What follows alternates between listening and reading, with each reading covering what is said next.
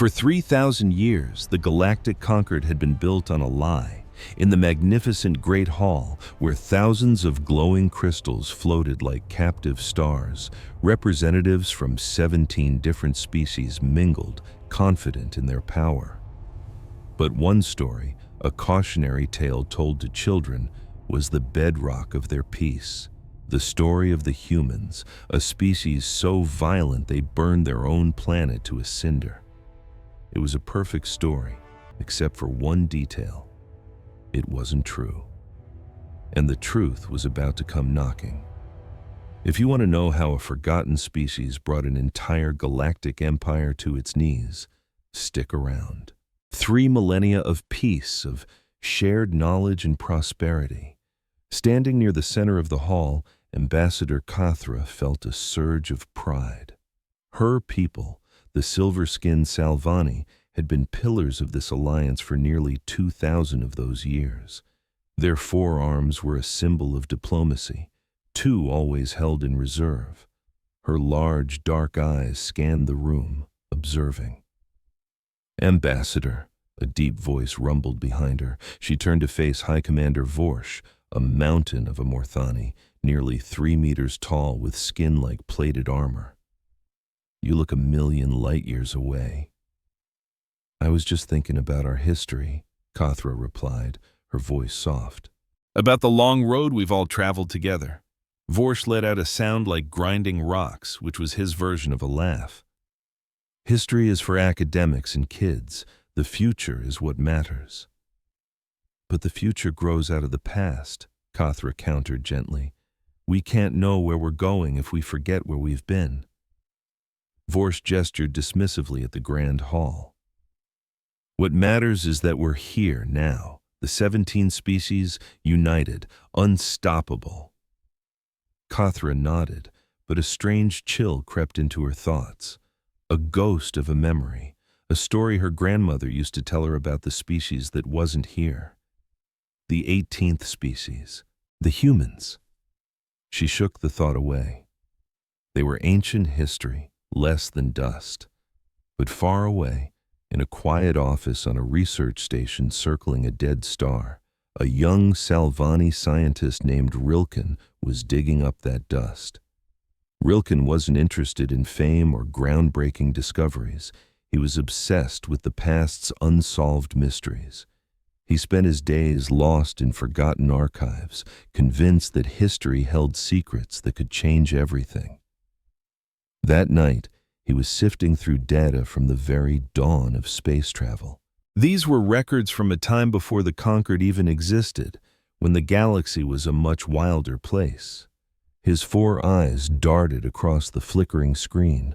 Most of the data was hopelessly corrupted by time, but he was a master at finding needles in haystacks. Then one file name snagged his attention. It was simple. Sol 3 Observation Report. Final. Sol 3. The ancient designation for the human homeworld, Earth. Rilken's heart started to pound a little faster as he opened it. The report was from a Salvani listening post, hidden in the outer reaches of the human solar system, dated 4,327 years ago. Day 1247, it began.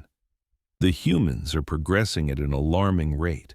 They've gone from primitive rockets to faster-than-light prototypes in under 300 years. This is unheard of. Rilken scrolled faster. Day 1312. They've found us. We don't know how. Our stealth is millennia ahead of their tech. They're beaming mathematical proofs at us. They want to talk.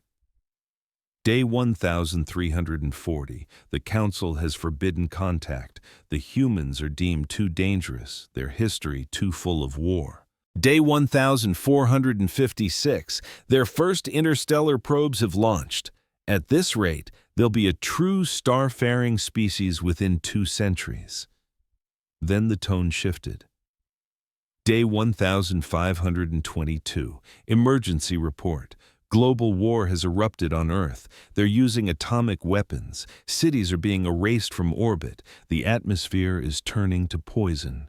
The Council's prediction was right. Rilken whispered to himself. He'd heard this part 100 times. The humans wiped themselves out. A tragedy, a lesson in cosmic failure.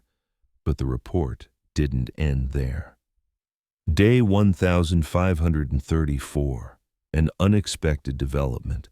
In their final hours, they launched a fleet. We tracked 47 ships of varying sizes, fleeing the system at incredible speeds using a drive technology we've never seen. We lost them. They vanished from our sensors. Day 1535. Final report.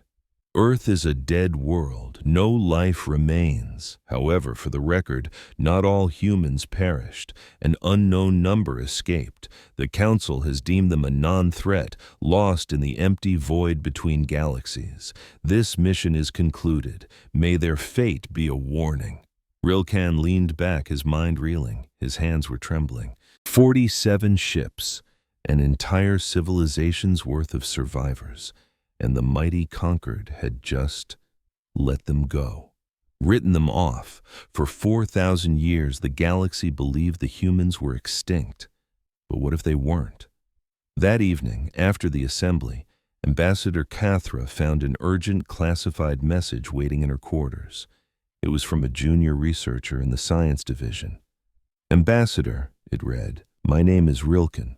I've found something in the archives you must see. It's about the humans.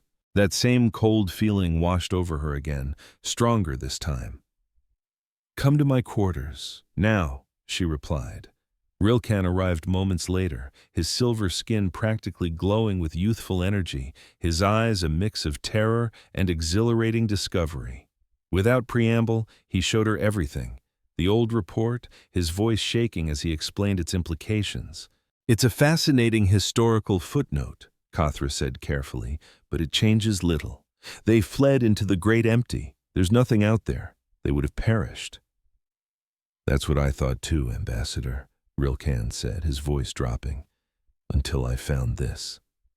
He pulled up a second file, dated just 3 days ago. A deep space probe went dark out near the Carina dwarf galaxy. The division wrote it off as a malfunction. But here's the last image it sent. The picture was grainy, full of static, but the shape was unmistakable. A ship. A vessel so massive it dwarfed anything in the conquered fleet, and on its hull was a symbol, a blue circle swirled with green and brown. I ran the symbol through the archives, Rilken whispered. It's an old image from Earth. It's how the humans drew their world. Cathra stared, her breath catching in her throat. Impossible. It had to be. There's more, Rilken said, his voice grim.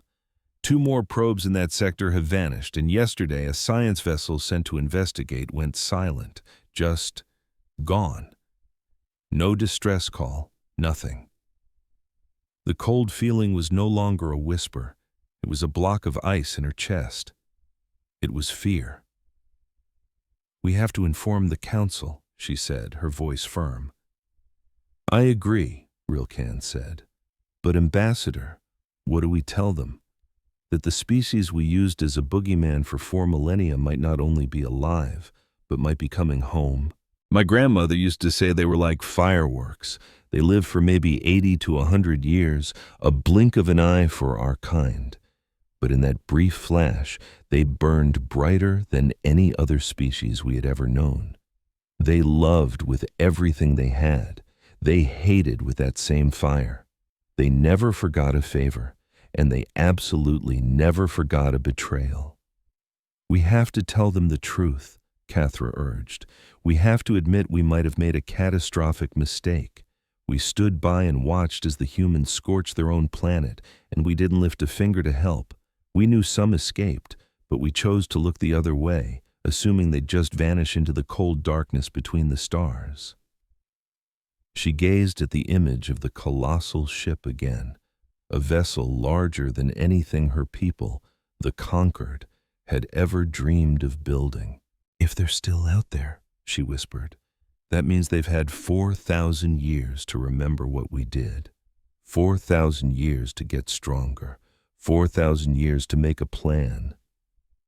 "What do you think they're after?" Reel asked.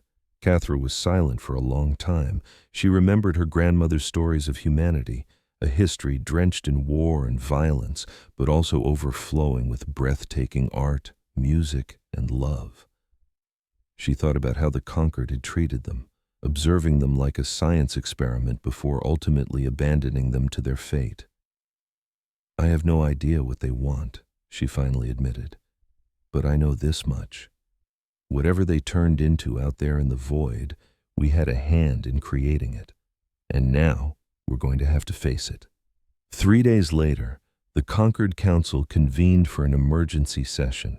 The Grand Hall, once a place of light and celebration, was now shrouded in shadows and tension. The glowing crystals that usually lit the chamber were dimmed, and the delegates sat stiffly in their seats, their faces etched with fear. High Commander Worms stood in the center of the hall, his voice booming against the ancient walls. "The Science Division has confirmed our deepest fears," he announced. "We have lost contact with 7 probes, 2 science vessels, and 1 military scout ship operating near the Carina Dwarf Galaxy. Just before each one went silent, our sensors picked up unidentified vessels, ships of a scale we've never seen, all bearing the insignia of the human homeworld." A wave of stunned whispers rippled through the assembly. Vorsh held up a hand, demanding silence. "We don't know how many ships they possess. We don't know the nature of their weapons. We don't know what they intend to do, but we know one thing for sure." He paused, letting the weight of his words settle in the room. "The humans are not gone. They survived, and they are on their way." The whispers erupted into frantic shouts. Delegates leaped from their chairs, their panicked voices overlapping. Some screamed for an immediate military strike. Others pleaded for a diplomatic solution. A terrified few even suggested they should run, to flee to the farthest reaches of the galaxy. Through it all, Ambassador Kethra remained silent, a strange sense of calm washing over her as she watched her colleagues descend into chaos. They had brought this on themselves. She knew every one of them. The Salvani, the Morani, all the species of the conquered. They had all watched humanity struggle, watched them suffer, and had collectively decided to do nothing. They had arrogantly assumed the humans would just fizzle out, like so many other fledgling species before them.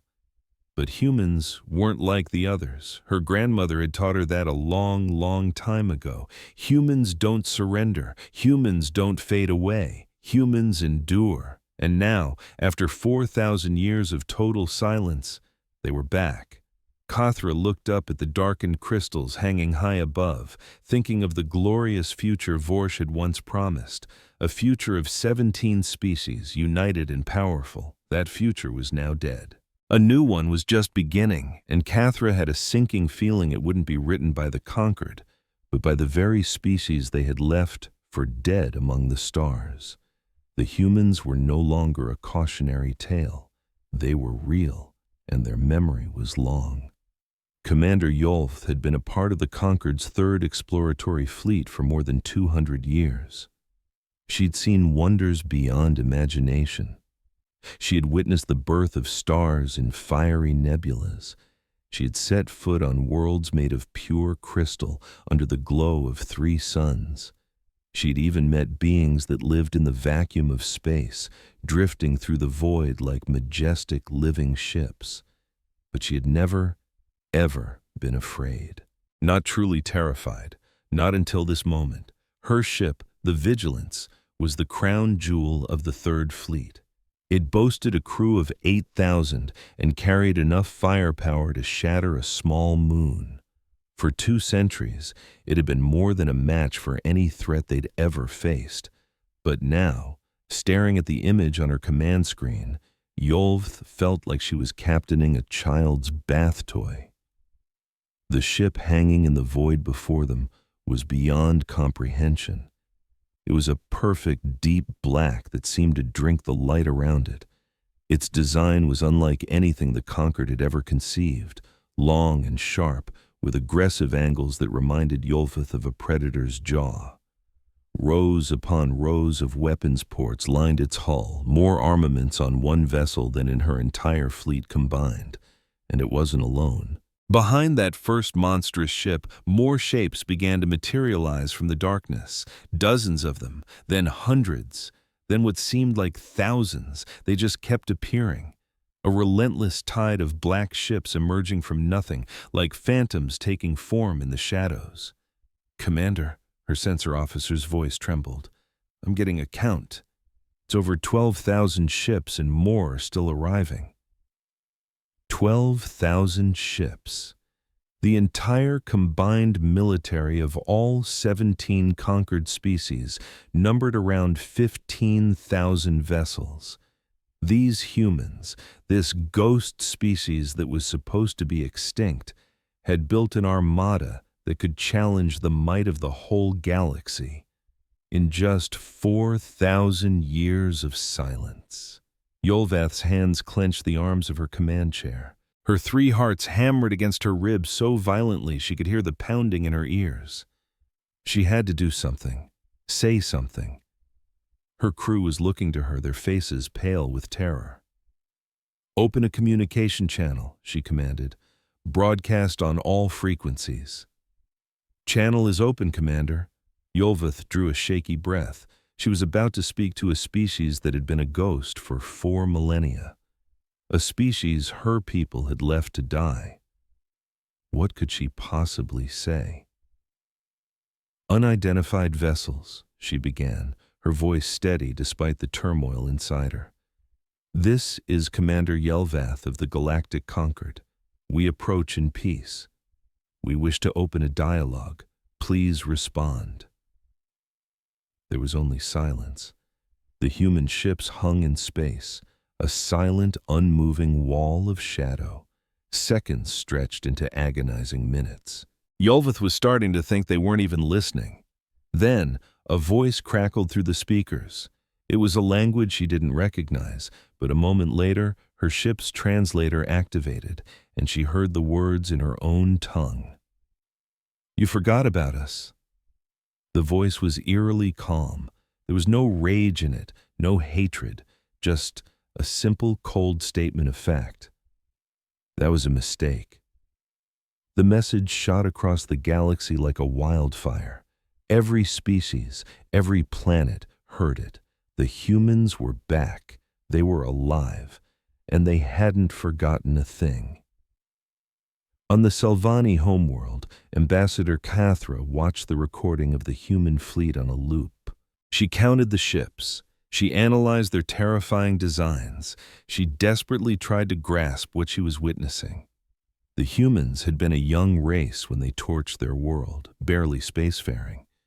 Their technology was primitive next to the Concords. They should have perished in the void. They should have been nothing but dust. Instead, they had become this. "How is this even possible?" she asked Rokan, her aide. "How could they build something like this?" Rokan had been frantically digging through the archives, learning everything he could about the strange forgotten species from the third planet of a star they called Sol. "Humans were different," he said slowly. "Different from all of us. Their lives were so short, maybe 80 years on average, but that brevity gave them a sense of urgency we could never understand. They didn't have the luxury of planning for centuries. They had to act, to invent, to build everything in the span of one fleeting lifetime." "But shouldn't that have made them weaker?" "No, Ambassador. It made them desperate. And desperation, when fused with their kind of intelligence, is an awesome force. Humans went from simple farming to splitting the atom in less than 200 years. They went from riding horses to building spaceships in a single century." Cathra looked back at the image of the human armada. 12,000 ships, and who knows how many more now, she whispered. They had 4,000 years with nothing to do but survive and remember. Exactly. And if they advanced at even a tiny fraction of their historical pace. Rokan trailed off. He didn't have to finish. The implication was more terrifying than any words. Meanwhile, on the Morthani throne world, High Commander Varesh wasn't thinking about implications. He was thinking about war. The war chamber was packed with the most brilliant military minds of the Morthani Empire. Generals, admirals, and strategists were all gathered around a giant holographic map showing the human fleet's position. "They've halted at the edge of conquered space," an admiral reported. "They haven't pushed any further." "Our scouts see no hostile maneuvers, for now," Vorm stated, his deep voice filling the chamber. "They haven't fired on us yet, but make no mistake, they will. A species doesn't construct 12,000 warships to talk." "Maybe they want to negotiate," another general offered. "Perhaps all they seek is recognition, a seat at the council." Vorsh slammed his massive fist on the table, the sound cracking like a thunderclap. "They want revenge," he roared. "Think about what we did. We watched their world burn to ashes and we turned our backs. We cast them out, leaving them to drift into the endless dark and die alone. For 4,000 years, all they've had to do is think about what we did to them and what we didn't do for them." He jabbed a finger at the holographic display, at the colossal human ships that made anything the Morthani had ever dreamed of look like a child's toy. They didn't build those ships to shake hands. They built them for war. And if we don't hit them first, while we still have the advantage in numbers, they will wipe every last one of us from existence.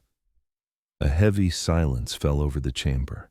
Every officer in the room understood what Vorsh was proposing: a preemptive strike, an unprovoked attack on a species that hadn't fired a single shot. It was reckless. It might even be suicide. But staring at those human vessels, a lot of them started to think the High Commander had a point.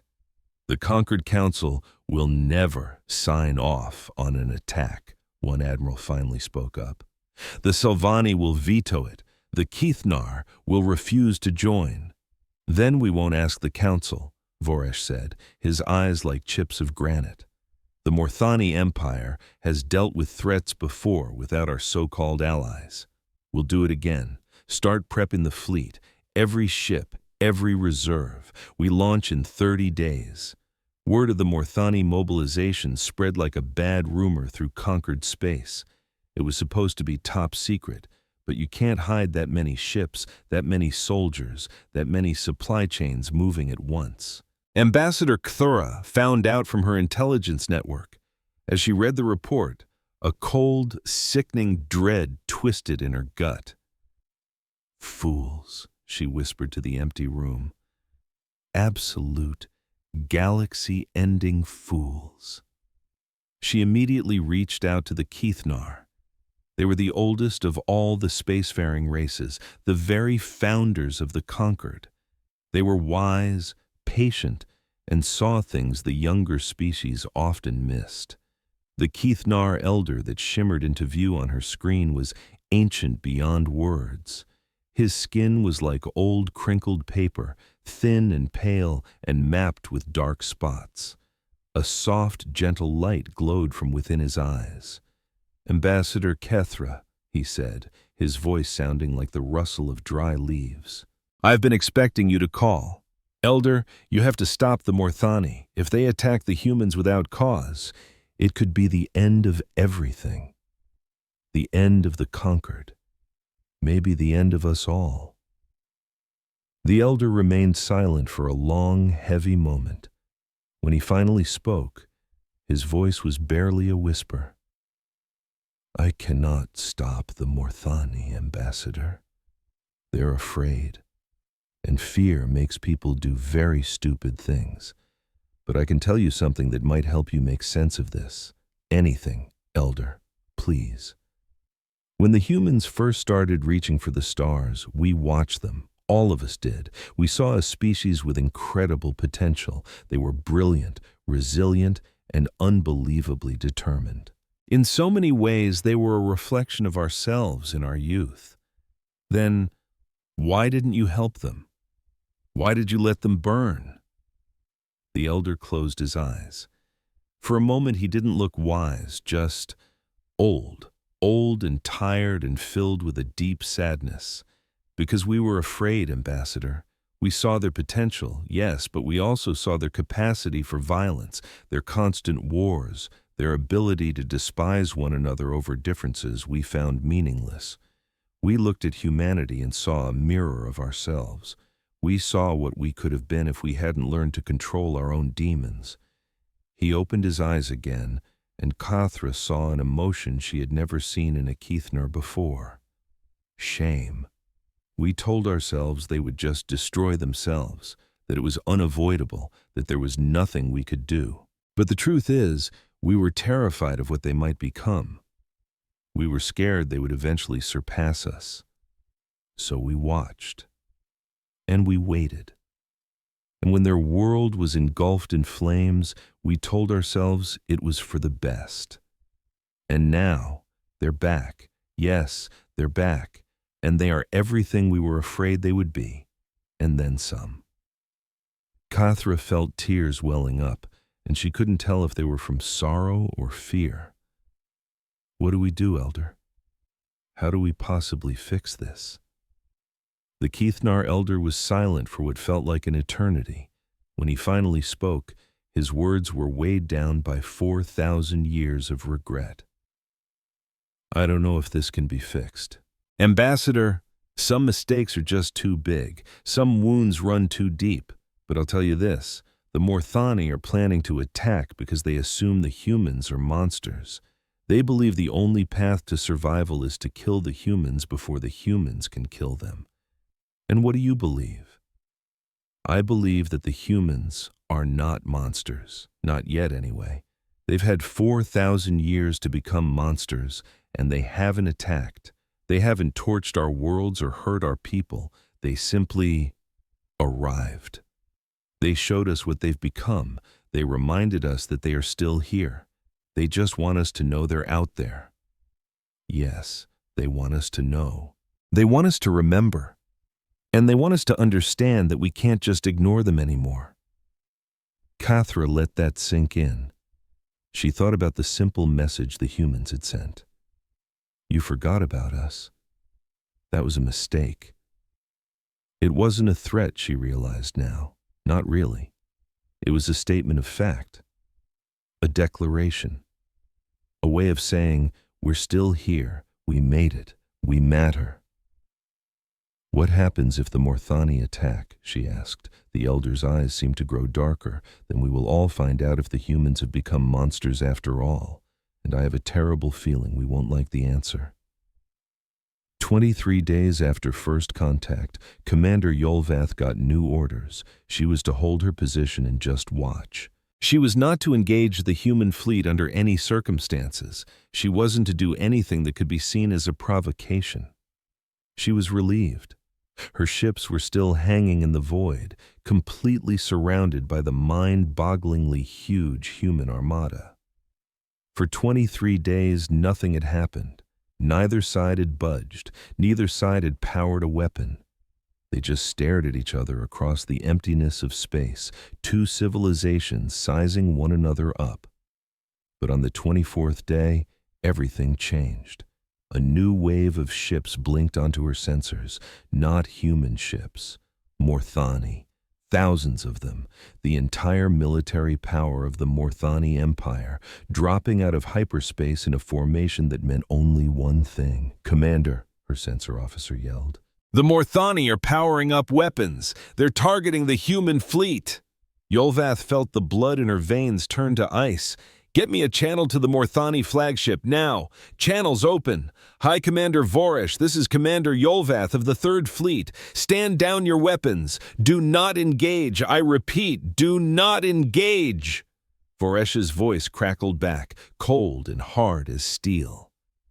Stand aside, Commander. This doesn't involve you. The Morthani will deal with the human problem ourselves. You can't win this fight. Just look at their ships. They're in a completely different league. We have more of them. Numbers will win the day. You're going to get us all killed. But Voresh didn't answer. On Yolvath's main screen, she watched in horror as the Morthani fleet opened fire, thousands of weapons discharging all at once. The space between the two fleets exploded with light and energy. For a split second, Yolvath dared to hope that maybe, just maybe, Varesh was right. Maybe numbers would be enough.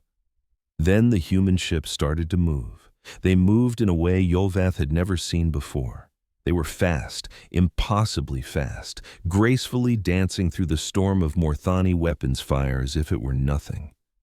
And when they fired back, the Morthani ships just vanished, one after another, like stars blinking out in rapid succession. The humans didn't miss. Not once. Every single shot hit its mark. Every weapon found a home. What kind of weapons are they using? Yolvath whispered. Her weapons officer was just staring at his screen, his mouth hanging open. I don't know, Commander. The energy readings are like nothing in our database. It's like they're literally bending space itself.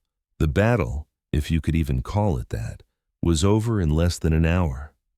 When the light faded, the Morthani fleet was simply gone. Thousands of ships and millions of soldiers, now just a field of floating scrap metal in the freezing cold of space. The human fleet hadn't lost a single ship. And then, slowly, the massive black ships began to turn. They aimed themselves toward conquered space, toward the homeworlds of the 17 species, toward everything Yolvath had sworn her life to protect.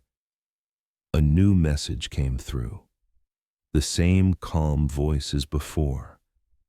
We didn't want this. Remember that. We came in peace. We were ready to talk, but you attacked us. You made your choice. There was a pause, then, now we will make ours. The human fleet started to move forward, and Commander Yolvath, floating helplessly in the wreckage of Morthani arrogance, could do nothing but watch. The war had begun, and it was already over. Admiral Helena Vance stood on the bridge of the Remembrance and just watched the stars. She was 63 years old, with short gray hair and eyes the color of storm clouds. Her face was a map of command, etched with the lines of hard decisions and heavy burdens. She had spent her whole life training for this day, and now it was here. Behind her, the bridge crew moved with quiet, practiced efficiency. They were all human, of course. Every single soul in the fleet was human. 12,000 ships, 40 million soldiers, and an unimaginable number of support staff. The largest military ever assembled in the history of their people. All of it built for a single purpose, to go home. Admiral, her executive officer said. He was a tall man named Marcus Chen, with dark, steady eyes and a calm presence Vance had grown to depend on over the years. The conquered fleet has pulled back behind the debris field. They're not making a move. Good. Vance didn't turn from the viewport. What about survivors? We've located 3,000 Morthani escape pods. Medical crews are already treating the wounded. Most of them are in stable condition. See to it they get the best care we have. They're not our enemies, Marcus. They're victims of their own leader's foolishness. Admiral Vance finally turned away from the observation window. She strode to the center of the bridge, where a massive holographic map painted the state of the galaxy. Conquered systems glowed in a deep blue. The human fleet was a cluster of sharp red icons, and the path they intended to take was a stark white line cutting through the blue like a razor. "Bring up Earth," she ordered. The star map shifted, zooming in on a small yellow sun near the edge of what used to be enemy territory. 8 planets circled it. The third one was a wasteland of brown and gray, covered in ancient scars that had never healed. Earth, the cradle of their civilization, the world their ancestors had been forced to flee 4,000 years ago. Looking at the dead planet, Vance felt a familiar tightness in her chest. She'd never seen it for real, of course. No living human had.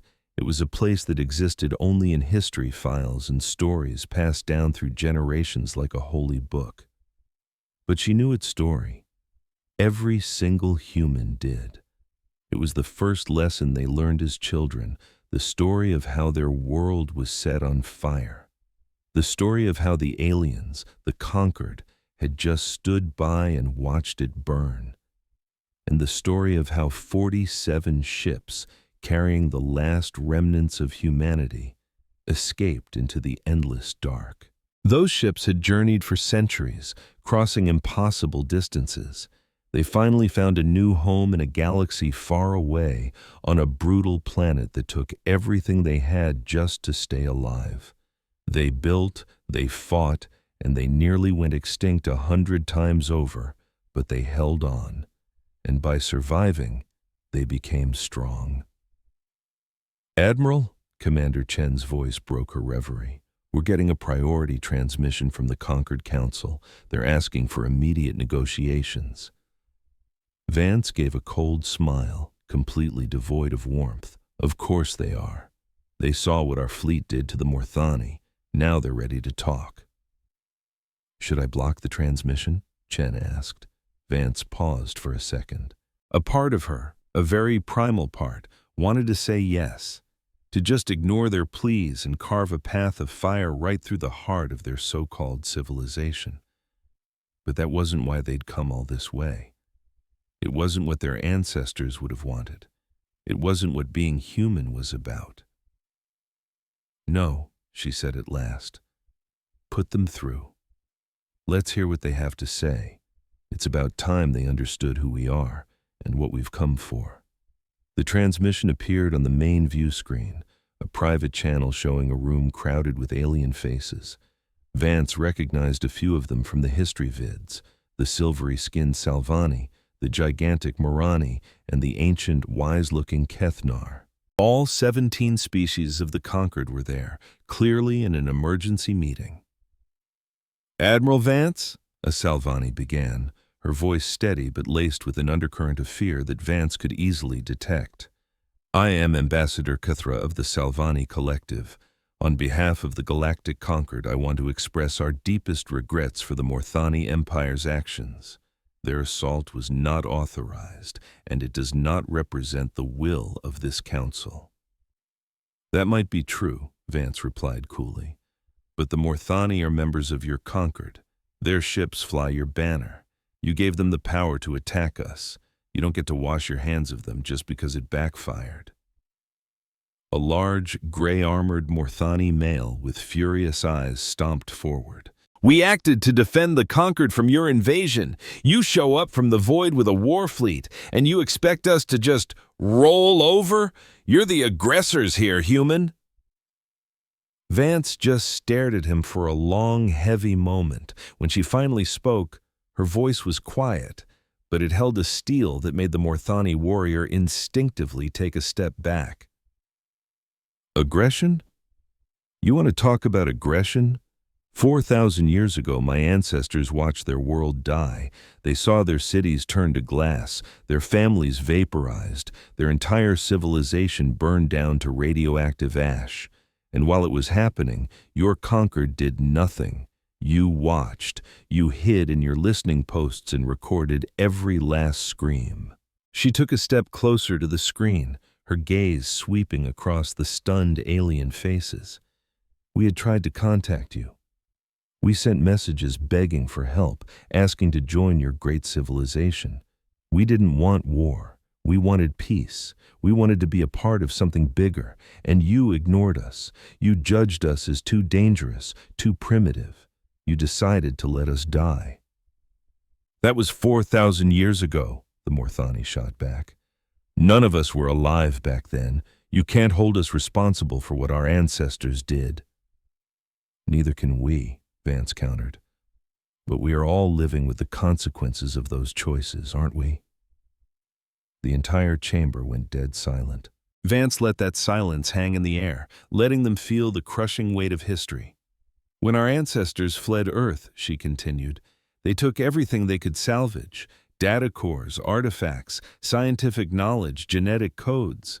They knew the odds of surviving in deep space were almost zero. They knew they were probably flying to their deaths, but they refused to just lie down and let humanity become a ghost." A small, genuine smile touched her lips. That's what it means to be human. We don't quit. We don't surrender. We don't go quietly into the night, and we never, ever forget. The debate went on for hours. Vance patiently listened to all of them, their arguments, their excuses, their demands. Some were arrogant, claiming the humans were trespassing. Others were apologetic, practically begging for forgiveness for a crime committed millennia ago. A few were pragmatic, trying to figure out a price for peace. But it was the ancient Khnar elder who finally cut through all the noise and asked the one question that mattered. "Admiral Vance," he said, his old voice silencing the room, "you have shown us your strength. You've made it clear you could wipe us out if you wanted to, and yet you haven't. You came all this way and then you stopped. You captured our soldiers instead of executing them. You've allowed us this conversation instead of just opening fire." He paused, his luminous eyes locking onto hers. "Why? What is it you really want?" Vance met his stare, and in that moment she felt a strange kinship with this ancient alien. He got it. He might be the only one in the room who truly did. "What do we want?" she repeated, her voice ringing with purpose. "We want our home back." The chamber broke out into a chaos of confused whispers. Ambassador Kathra leaned closer to her screen. "Your home? You mean Earth? But Earth is a dead world. It has been for 4,000 years. The air is poison. The land is soaked in radiation. Nothing can live there." "Nothing can live there yet," Vance corrected her. "But for 4,000 years, we have been developing technologies your conquered can't even begin to comprehend. We have terraformers that can bring a dead world back to life. We have atmospheric purifiers that can scrub the skies clean. We have radiation collectors that can make the most toxic wasteland safe again." She brought a new image onto the screen. It was Earth, but not the brown and gray wreck they knew. This was Earth as it was, 4,000 years ago, before the fall. It had deep blue oceans, sprawling green continents, and swirls of pure white clouds. "This," Vance said, "is what we want. We've come home. We're here to heal our world. We're here to rebuild everything we lost." "And in exchange?" the Khnar elder asked softly. "In exchange, you will leave us in peace. Earth and its entire solar system will become sovereign human territory, now and forever. You will remove all of your outposts from our space. You will return every artifact your ancestors stole from our world. And you will make a formal public acknowledgement of what you allowed to happen to us." The Morthani representative let out a harsh laugh. "You destroyed our fleet. You killed millions of my people. And now you demand an apology?" Vance fixed her ice-cold gaze on him. "Your fleet attacked us without provocation. Your warriors fired first. We defended ourselves. If apologies are owed, they are owed by you." "She's right," Ambassador Kathra said quietly. The Morthani stared at her, betrayed, but the Salvani ambassador pressed on. "The Morthani acted without the Council's approval. They initiated this conflict. We can't blame the humans for fighting back." "Thank you, Ambassador," Vance acknowledged, "but I'm not here to assign blame. And I'm not here for revenge. I'm here for justice. Simple, clear justice." She looked around the room, meeting the eyes of every alien leader, representatives of the species that had left her people to die. 4,000 years ago, you made a choice. You chose to look away. You chose to let us burn. You told yourselves we would just fade away and that the galaxy would be better for it.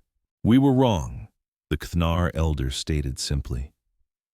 "Yes, you were," Vance agreed. "But we aren't here to punish you for that mistake. We're not conquerors. We are here because we survived. We are here because we remembered. And we are here because after everything you did, we still believe there's a better way." After the negotiations officially concluded, Vance stayed on the bridge by herself. She'd asked Chen for some quiet time to process. The choices made today would shape the future for billions. She needed to be certain.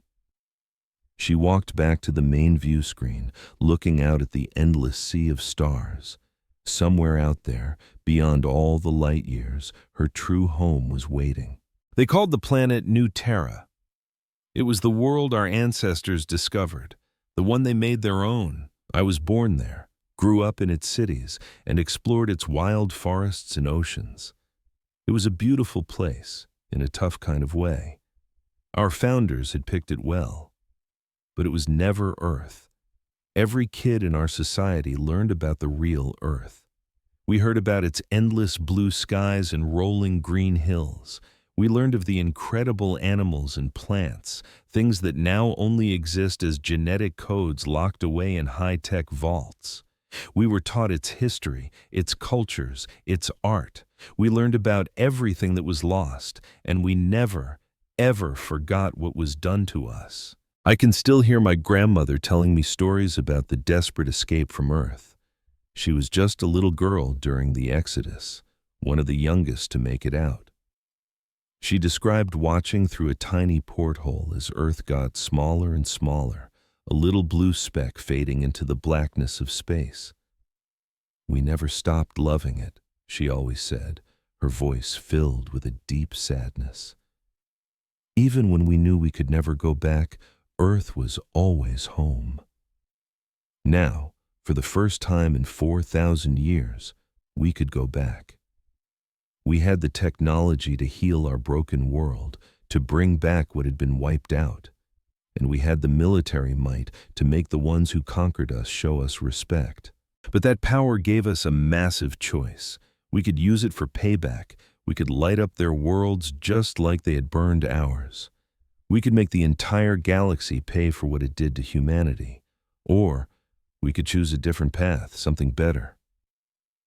I thought about my grandmother again, about all the stories and hopes passed down through generations of humans living in exile. "We didn't survive all this just to become monsters ourselves," she had told me. "We survived to prove we were better than they ever thought we could be, better than violence, better than hate, better than fear." I closed my eyes for a moment. I pictured the Morthani prisoners in our medical bay being treated by human doctors. I saw the conquered diplomats in the negotiation rooms, arguing and begging and struggling to understand us. I thought of the billions of beings across the galaxy, all holding their breath, waiting to see what we would do. They were expecting monsters. They were expecting us to unleash our fury. They were expecting us to become the very thing their ancestors had feared. But that wasn't us. That was never going to be us. I opened my eyes and turned back to the command console. The decision was mine to make, and I knew exactly what it had to be. We were going to take Earth back. We would heal our homeworld. We would rebuild what was lost. But we would not become destroyers. We would not burn innocent planets. We weren't going to prove their ancient fears right. Instead, we would show the galaxy who humanity really was. Not monsters, not conquerors, but survivors, builders, dreamers, and maybe someday, friends. The official treaty was signed 3 days later. They agreed to every single one of our terms. Earth and our entire solar system were ours again. All their military forces had to withdraw. Every stolen artifact had to be returned, and they had to issue a formal public apology admitting to the mistakes of the past. In return, we offered peace.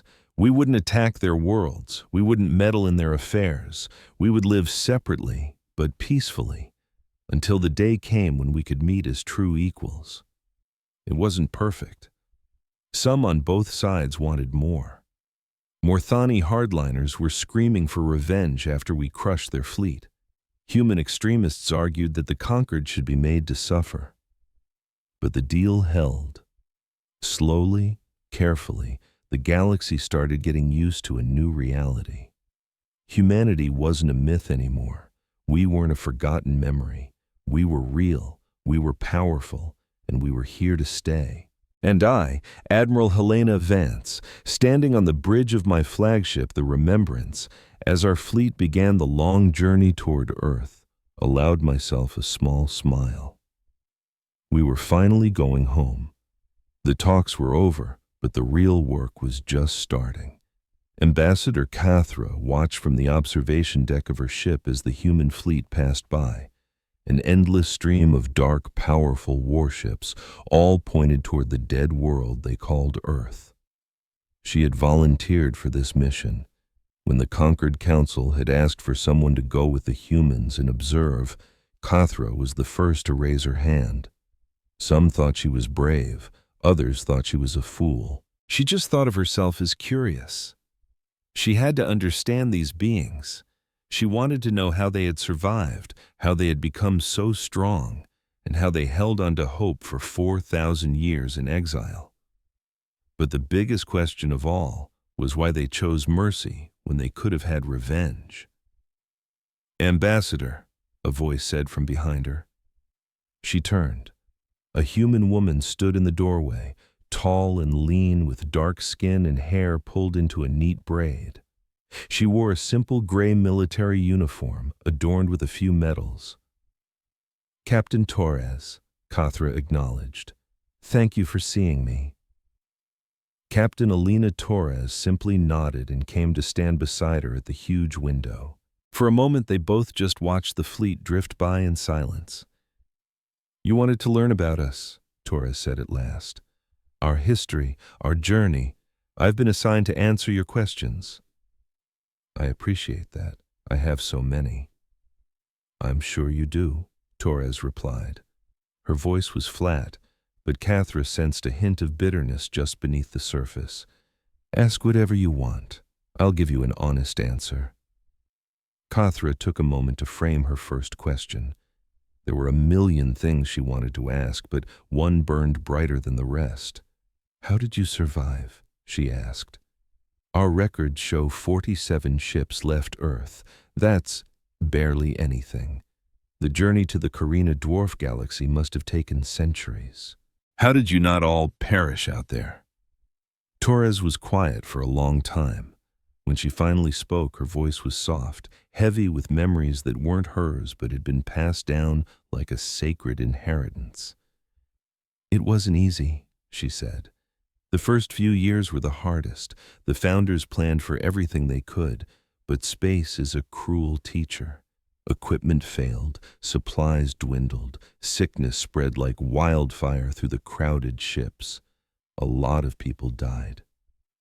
She paused, her gaze fixed on the fleet outside. Of the 47 ships that escaped Earth, only 23 made it to the Carina dwarf. And of those 23, only 11 were in good enough shape to actually land on the planet we named New Terra. "So many were lost," Cathra whispered, horrified. "Yes," Torres agreed, "but enough survived. Enough to build the first shelters, to plant the first crops, to raise the first families. Enough to remember." "Remember what?" Torres turned and looked Cathra straight in the eye. Her dark eyes were burning with an intensity that Cathra found unsettling. "Everything," she said.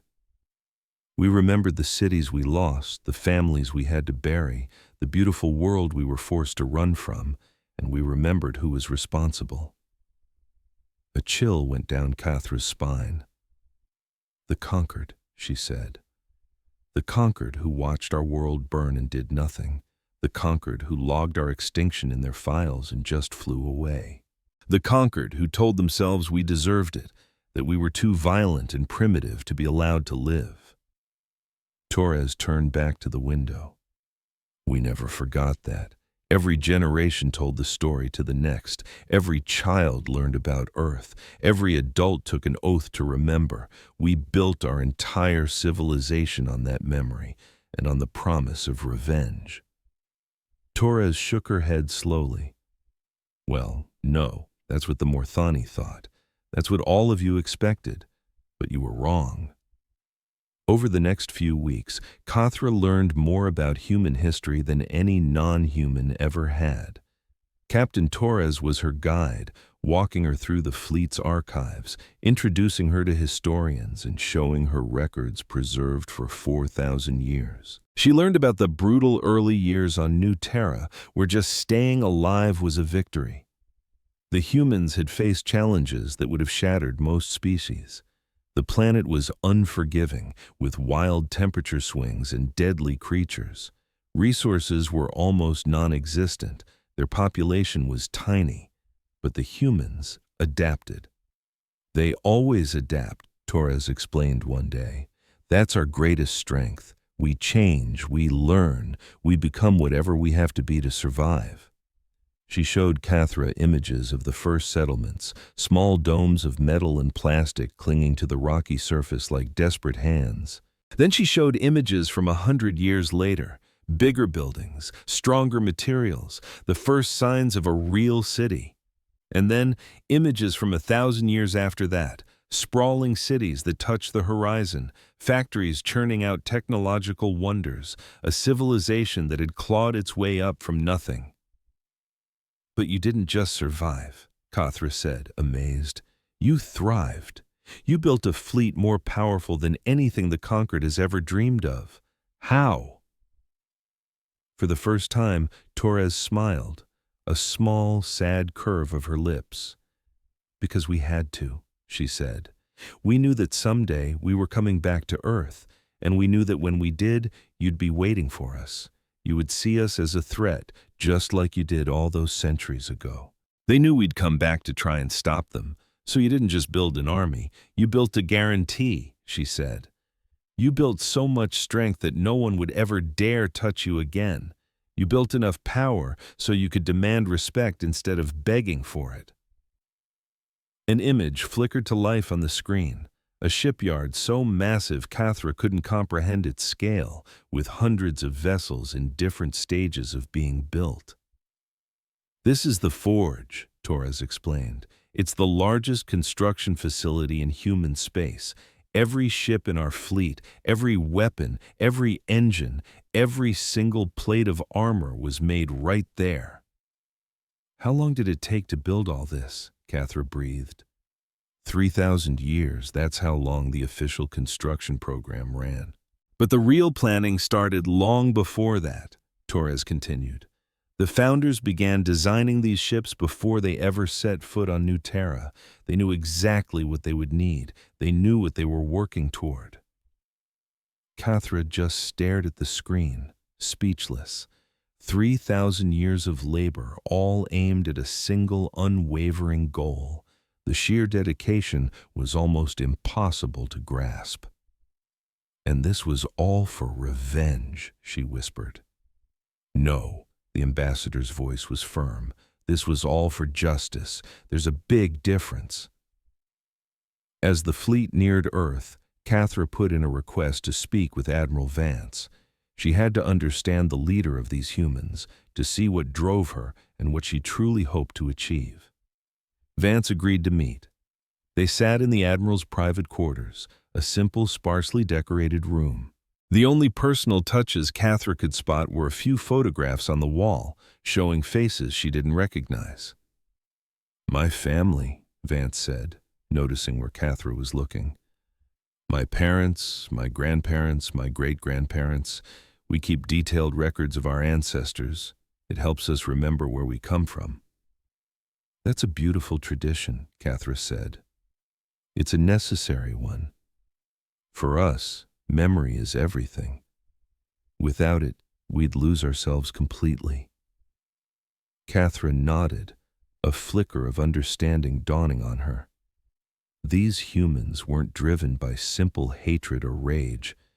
They were driven by memory, by love, and by a fierce, desperate need to honor the ones who came before. Admiral, she began, may I ask you something personal? You can ask, I can't promise I'll answer. Why did you choose peace? When the Morthani attacked, you had every reason to strike back. You could have wiped them from existence, but instead, you showed them mercy. Why? Vance was silent for a long moment, her gaze drifting to the photos on the wall, to the faces of her ancestors staring back. My grandmother used to tell me a story, she said at last, about the day they had to leave Earth. She was just a little girl, barely old enough to grasp what was happening, but she remembered standing at the window of the ship, watching her whole world burn behind them. The Admiral paused, her voice thick with emotion. She told me she wasn't crying because she was scared. She was crying from grief. She was watching everything she had ever loved just disappear. Her home, her friends, her entire life, all of it just turning into ash. That must have been horrifying. It was. But that wasn't the part of the story she wanted me to remember. The part she drilled into me was what happened next. Vance looked right at Cathra, and the ambassador saw something ancient and powerful in her eyes. As they were pulling away, another kid on the ship said he hoped the aliens would suffer just like they had. He wanted revenge. He wanted to make them pay. And your grandmother? My grandmother told him no. She said that what the aliens did was unforgivable, but becoming just like them would be even worse. She said that humans had to be better than that. They had to remember not just the pain, but the hope, not just the loss, but the love, not just what was stolen from them, but what they still had left. Vance's voice grew stronger, ringing with conviction. She taught me that being human means choosing to be kind, especially when it's hard. It means choosing to show mercy even when it isn't deserved. It means believing that the future can be better than the past, no matter how dark things seem. That's a remarkable philosophy. It's the only reason we're still here, Vance said simply. If our ancestors had surrendered to their hatred, they would have torn themselves apart. They would have become the very monsters their conquerors feared. But they chose hope instead. They chose love. They chose to be human. She stood up and walked to the window, gazing out at the starfield.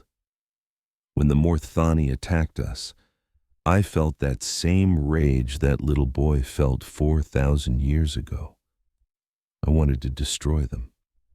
I wanted to make them hurt. But then I remembered my grandmother's story. I remembered what it truly means to be human. So you showed mercy. So I showed mercy. Not because they deserved it, but because we did. We deserved to become the people our ancestors dreamed we could be. 3 days later, the fleet arrived at Earth. Cathra stood on the observation deck of her ship, surrounded by a crowd of human officers who had gathered to see this historic moment. Captain Torres was at her side, silent and still, her eyes locked on the main view screen. Earth filled the screen. It was a ruin of brown and gray, covered in scars that even 4,000 years couldn't erase. The atmosphere was a toxic, dusty haze. The oceans were gone, nothing but vast, dried-up basins of salt and sand. The continents were completely barren, stripped of every last trace of life. It was the most heartbreaking sight Cathra had ever witnessed. But the humans didn't cry. They didn't shout in anger or turn away in despair. They just watched, their faces etched with a quiet resolve. "It's ugly now," Torres said softly, "but it's going to be beautiful again. You'll see." The fleet fanned out around the dead planet, creating a protective ring that stretched from one horizon to the other. And then the work began. Huge ships descended to the surface, carrying strange equipment Cathra had never seen before. Other ships took up orbit, deploying devices that began to thrum with a strange energy. Still others sped toward the outer edges of the solar system to begin gathering resources for the monumental task ahead. "What are they doing?" Cathra asked. "Healing," Torres replied. "Phase 1 is restoring the atmosphere. We'll seed it with custom microorganisms that will eat the toxins and produce breathable air. That should take about 50 years. 50 years? That's incredibly fast for terraforming on this scale. Next is the oceans. We'll redirect comets to bring water back to the planet. That'll take another 100 years. After that comes soil restoration, reintroducing life, stabilizing the climate. All told, it will take about 500 years to make Earth fully livable again. 500 years.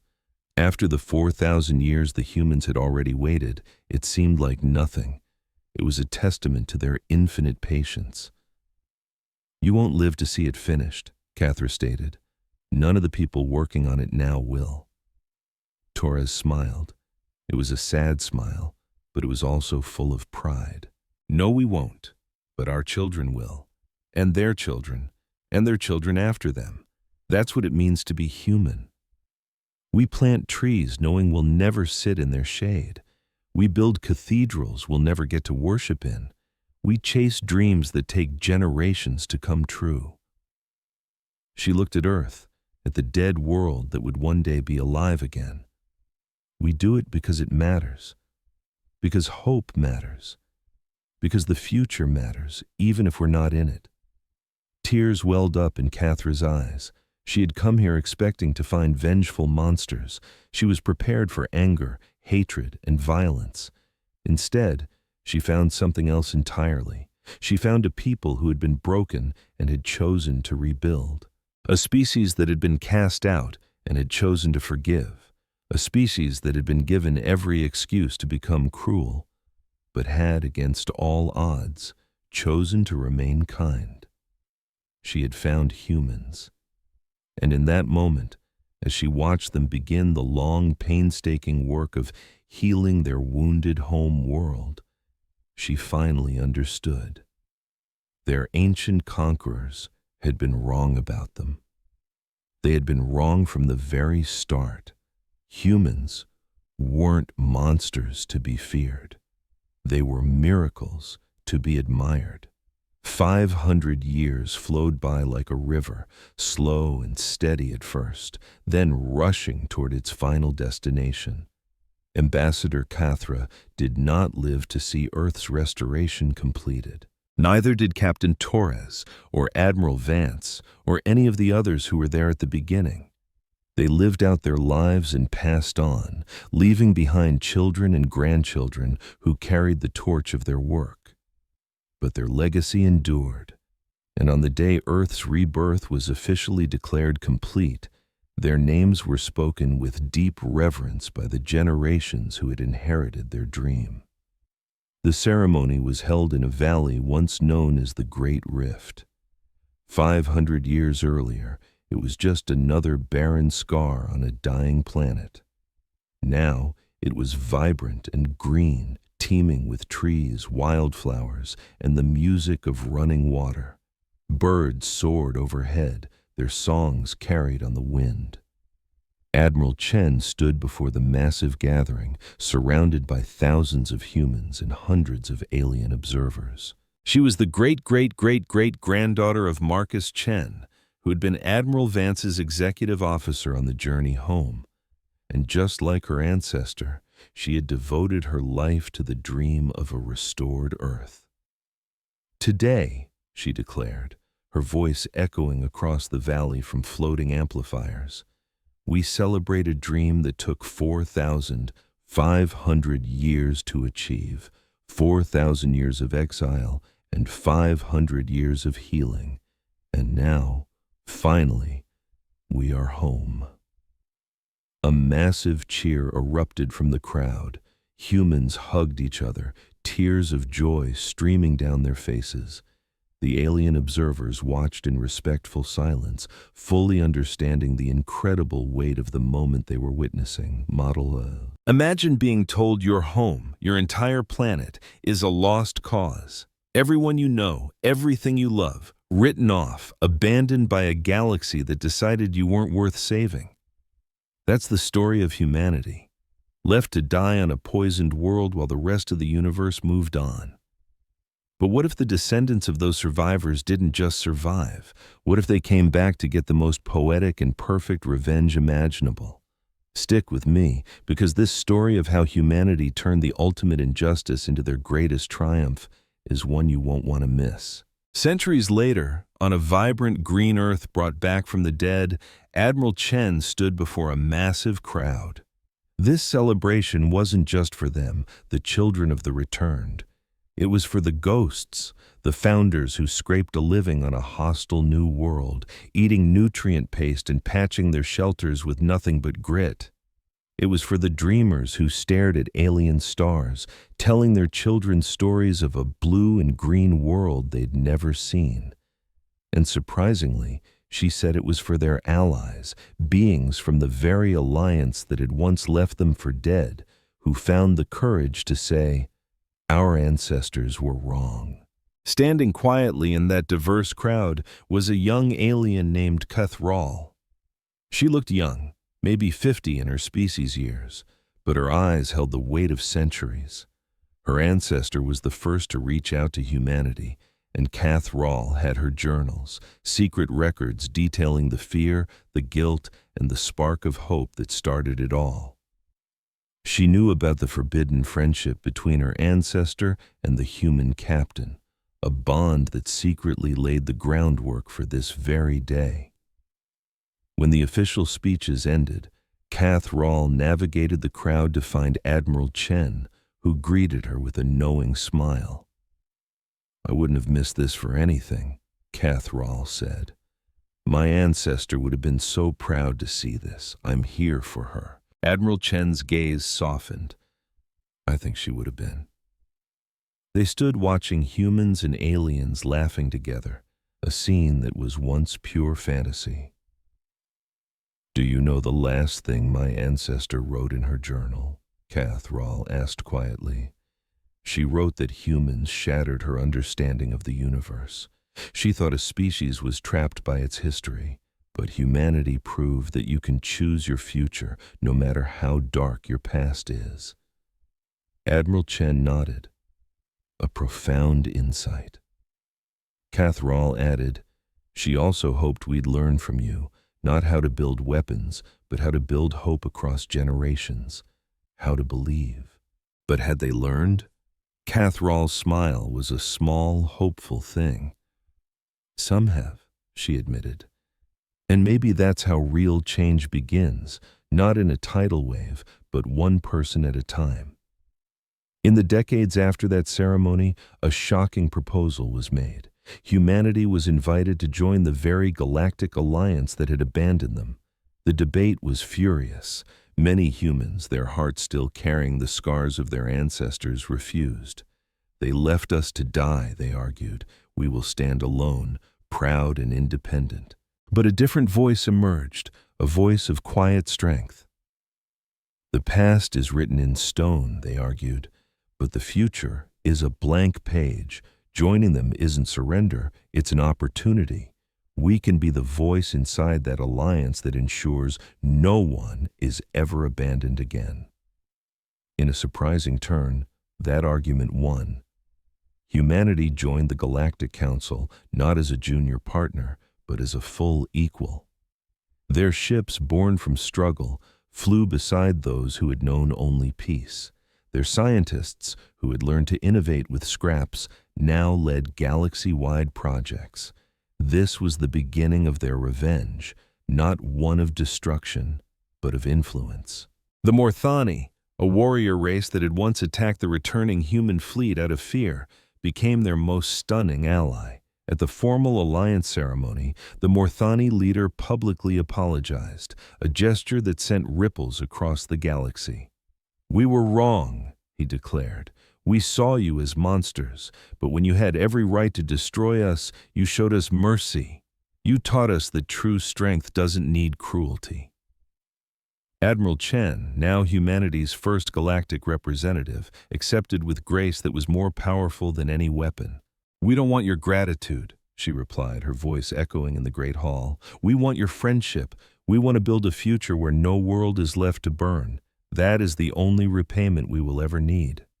1,000 years later, a 12-year-old girl named Sarah wandered through a museum in a city called New Alexandria.